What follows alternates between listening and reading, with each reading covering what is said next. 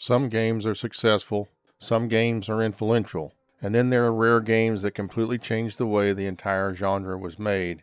Max Payne belongs in that category. Max Payne was a dark, violent noir thriller filled with slow-motion gunfights, graphic novel storytelling, and enough internal monologue to make a detective novel jealous. Today I want to take a look back at all three of the Max Payne games. We'll also talk about how they came to be and why they were so influential, and also what we have to look forward to with the upcoming remakes of the first two titles.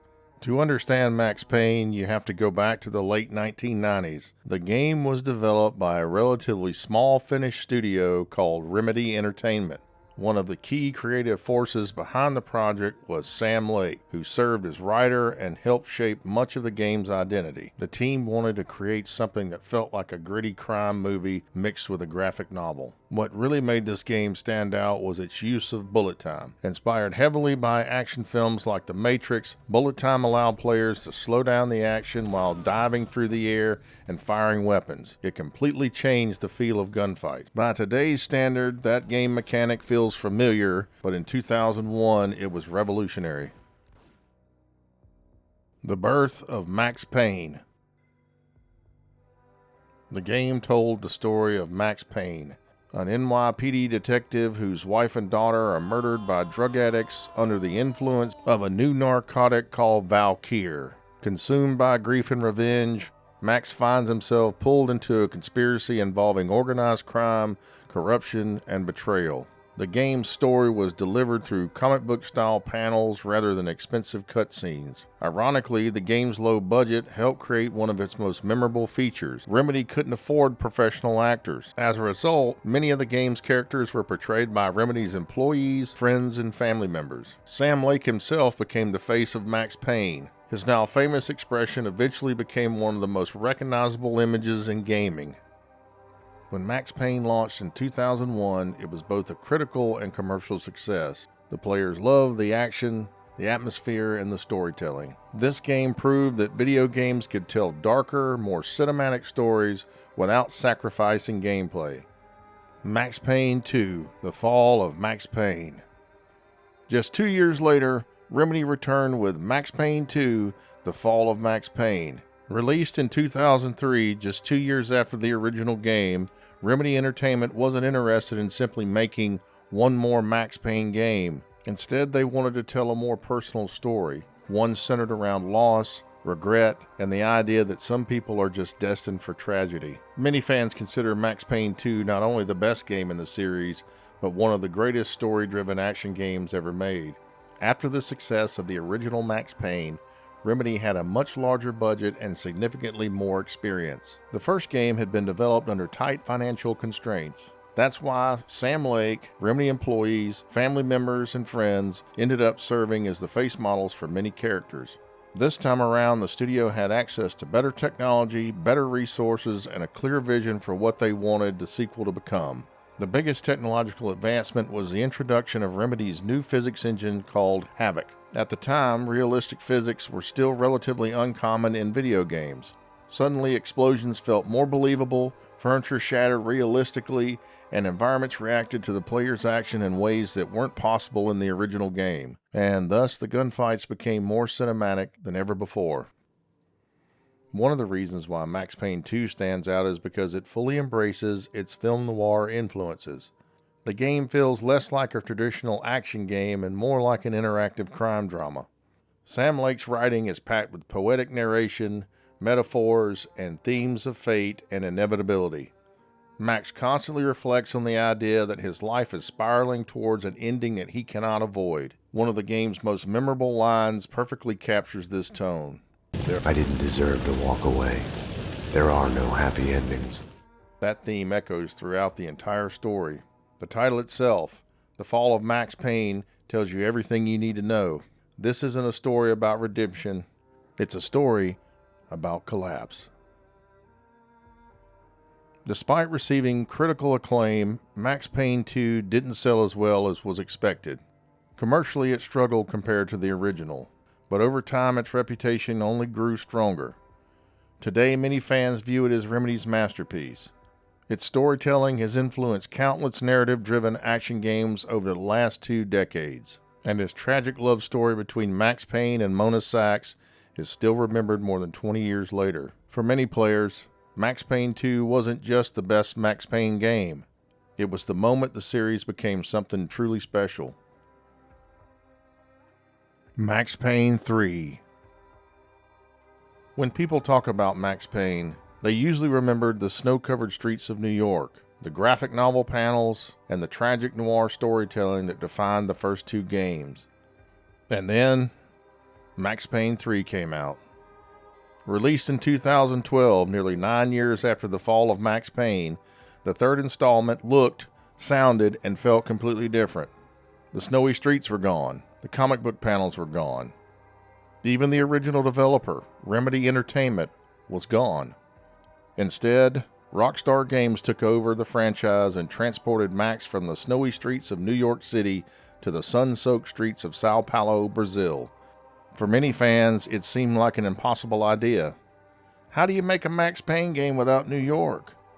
And perhaps most importantly, how do you make players care about Max Payne who has completely lost his way? And how do you continue a story that many people felt had already ended? Surprisingly, Rockstar found an answer. And in doing so, they created one of the most brutal and emotionally exhausting games ever made. Following the release of Max Payne 2, Remedy moved on to new projects, eventually creating games like Alan Wake and later Control. The Max Payne franchise itself had become the property of Rockstar Games. For years, there was almost no news about a sequel. Fans assumed the series was finished, and then Rockstar announced Max Payne 3. Expectations were enormous. This was the studio behind Grand Theft Auto 4 and later Grand Theft Auto 5. If anyone had the resources to bring Max Payne back, it was Rockstar. But they weren't interested in copying Remedy's formula. They wanted to reinvent it. So the story continues. When you meet Max Payne in Max Payne 3, he's no longer the determined detective from the earlier games. He's older. He's heavier. He's addicted to painkillers and alcohol. He's angry. And most importantly, he's completely lost. Now, years after the events of Max Payne 2, Max Payne has left New York behind and taken a private security job in Brazil. He's now working for the wealthy Branco family, protecting businessman Rodrigo Branco and his relatives. At first, it seems like an easy paycheck, but this is Max Payne, and nothing's ever easy. Within a short time, kidnappers, corruption, gang violence, and political conspiracies begin to unravel around him. Once again, Max finds himself surrounded by death. One of the things that makes Max Payne 3 unique is that the primary villain isn't a crime boss. It's not a drug cartel, and it's not a secret conspiracy. No rogue government or no secret agents. It's just Max himself. The entire game revolves around self-destruction. Max spends much of the story blaming himself for every tragedy that has happened to his life. He believes he is cursed. Everyone around him seems to suffer.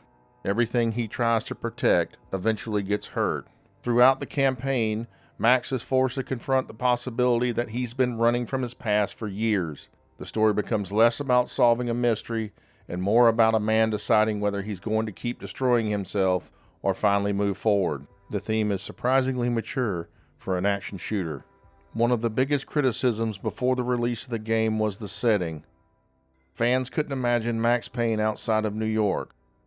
The noir atmosphere seemed inseparable from dark alleys, snowstorms, and neon-lit streets.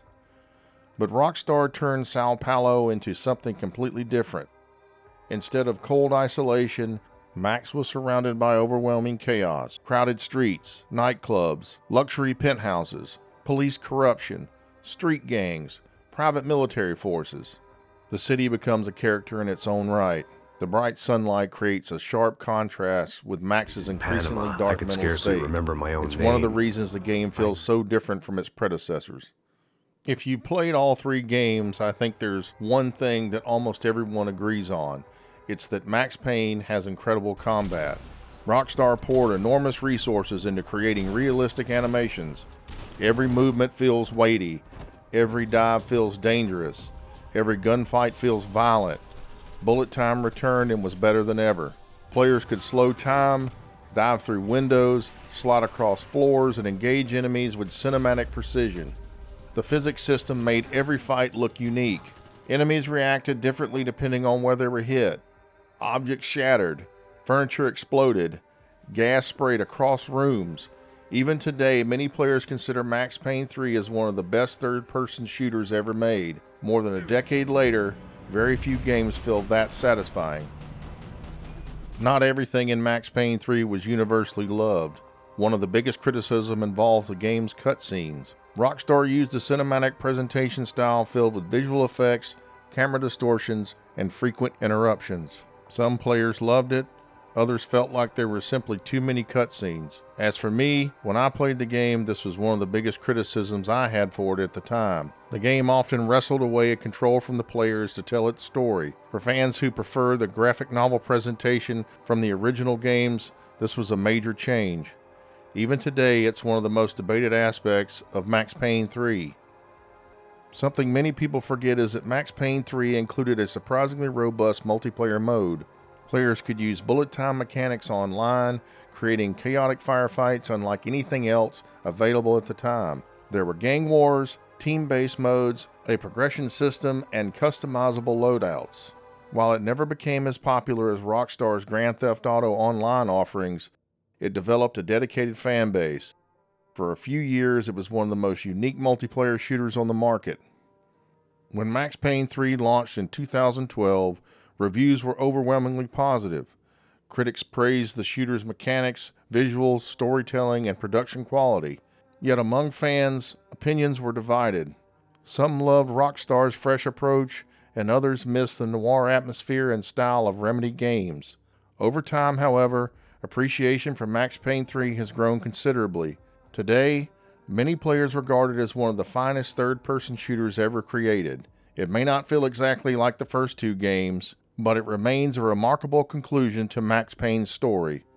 Now comes the part that has longtime fans excited. In 2022, Remedy and Rockstar announced that they would remake both Max Payne and Max Payne 2 as a single modern project. The remakes are being developed by Remedy while Rockstar is funding and publishing the game. The original creators are back. The game is being rebuilt using Remedy's Northlight engine, the same technology used for Control and Alan Wake 2. The project is currently in full production, and both companies have continued to confirm that development is moving forward. What makes these remakes especially interesting is that they have the opportunity to combine everything fans loved about the original games with modern visuals, updated mechanics, and current generation technology. For many players, this will be their first chance to experience Max Payne. For older fans, it'll be a chance to revisit one of the gaming's greatest noir stories in a completely new way. There's still no official release date, but the project remains one of the most anticipated remakes currently in development.